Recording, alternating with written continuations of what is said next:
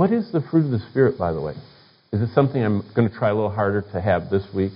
Yeah, I meet with people and in their prayers, they say, Lord, I'm just going to try a little harder to have the fruit of the Spirit in my life. And I thought, I opened my eyes during that time, and I think, is that how we get the fruit of the Spirit? We try a little harder?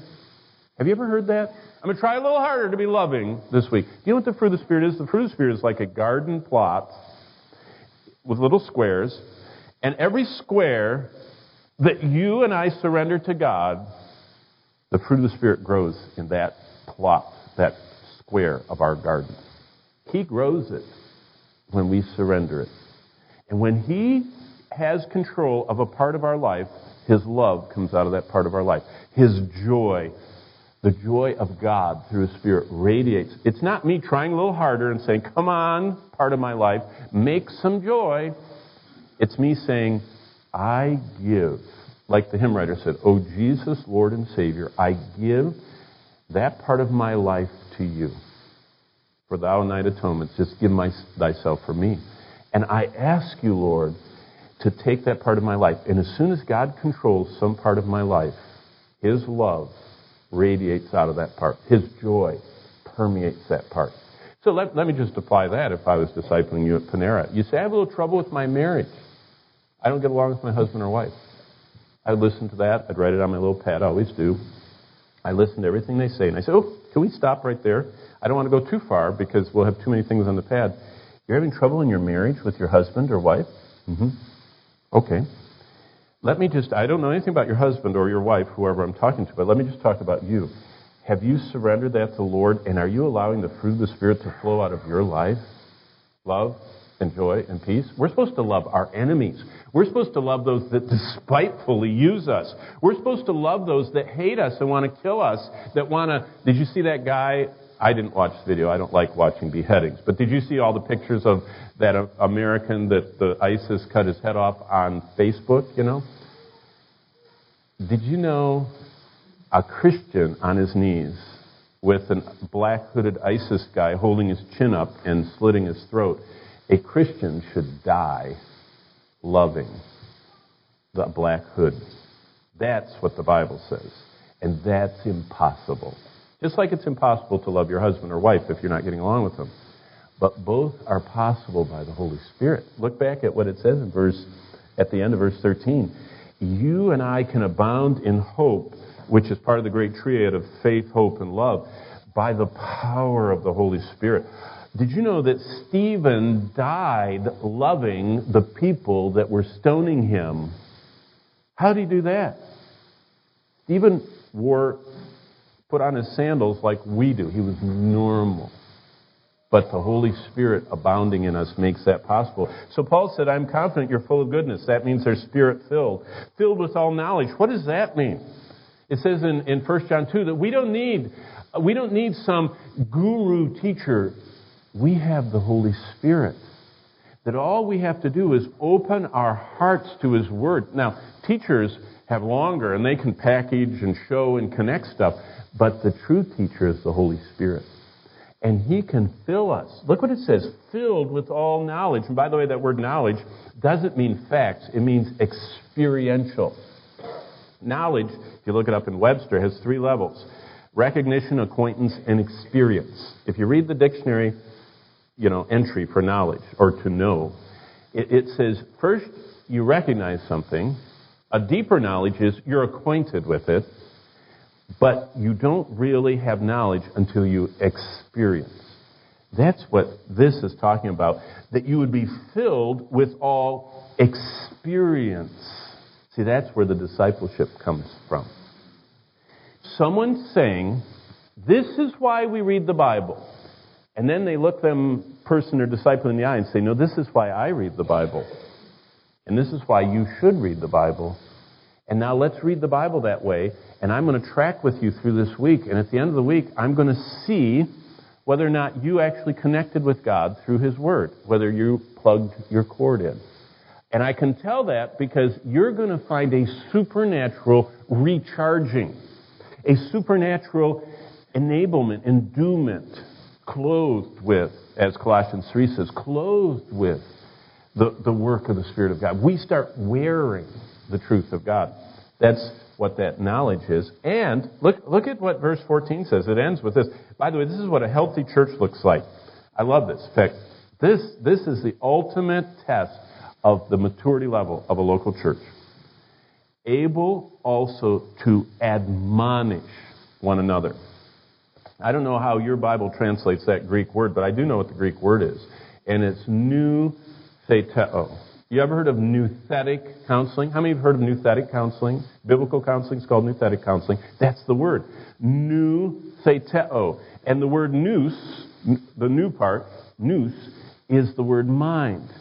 And tithemi, nous tithemi is noutheteo or nouthetic. Those two Greek words are put together. Nous means mind, and tithemi means to place.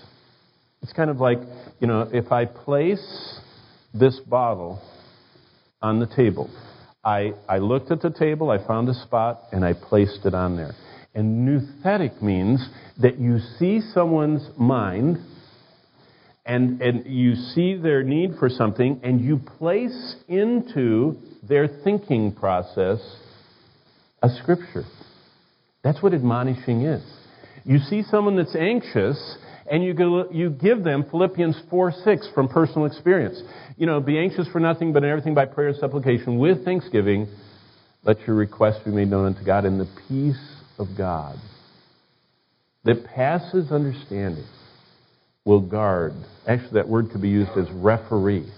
Kind of like, the guys that run around with striped shirts and blowing whistles, and run back and forth and go, out of line, went over the line, or, in tennis, fault, that's what the Holy Spirit does in our lives. He guards us when we're crossing the line out of bounds over, and He guards us. He's the referee of our lives. And we say, we place Scripture on people's minds and say, did you know what? In fact, I regularly do this at church. Everyone comes up to me and they'll say, did you know that Paul Gardner did such and such this week? And while I'm talking to him, I'm going like this, and I see where Paul is, and I say to them, don't tell me anymore. Let's go over and talk with Paul right now. 99% of them say, nope, don't want to. They don't want to talk to Paul about what he did. They want to believe whatever someone told them Paul did. They don't want the truth. They love that tasty morsel of something. You understand what I mean? Do you know what just stops that in church? Someone comes to you and says, did you hear this couple is having problems? You go, don't tell me anymore. They're right over there. Let's go talk to them. They will disappear. They will cloak themselves like, in Star Trek, those bad people cloak themselves so no one could see them. That's what happens. See, we don't want to do what it says. Mature people, verse 14 of Romans 15, are full of goodness. That means the Holy Spirit is producing it. It doesn't mean they're better than everybody else. It means that they are experiencing the goodness of God. And they are filled with knowledge. They're experiencing on a daily basis, every time they have their time in the Word, they experience another truth about God. They don't get another fact. They don't show off that they know the tribes backward. They can quote the 12 tribes backward. They're really into Bible knowledge. No, they're experiencing this stuff. They're filled with seeing God change their appetites, change their desires, change their fears, change their anxieties, and flood them with peace. They're experiencing God, and they're able to place well prayed over and well experienced scriptures and place them into other people's lives, nouthetically. That's what. Now, how do you get to this point?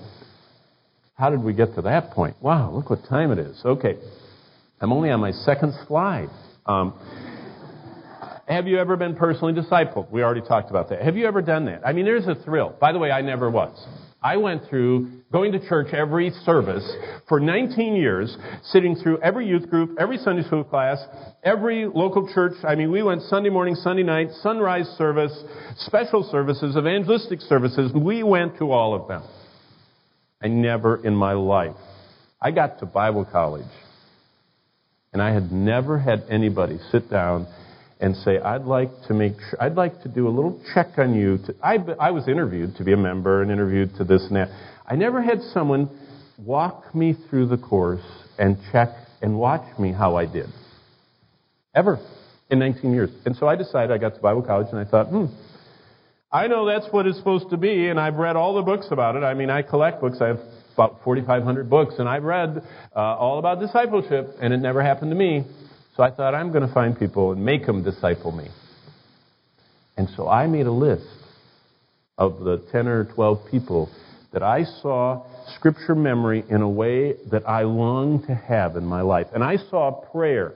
I saw them in small group and in large group praying. And then I saw others who I couldn't believe how I could tell they were nurturing disciplers.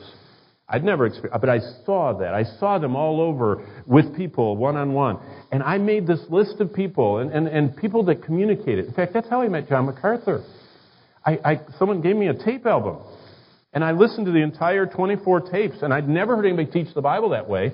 So I flipped it over, and it said, P.O. Box 4000, Panorama City, California. I actually wrote a note and said, I would like you to teach me how to preach like that.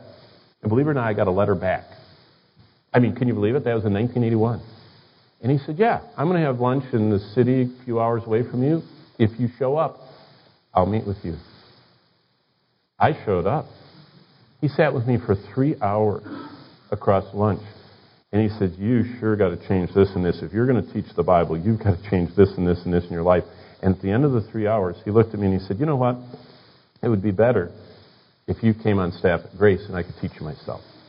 I said, I will. And I moved to California to go be trained.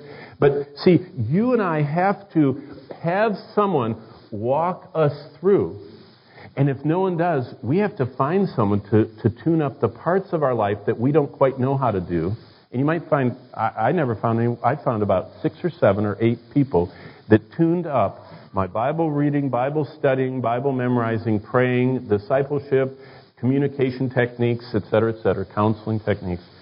But we are supposed to, as verse 14 says, be able to admonish one another. So,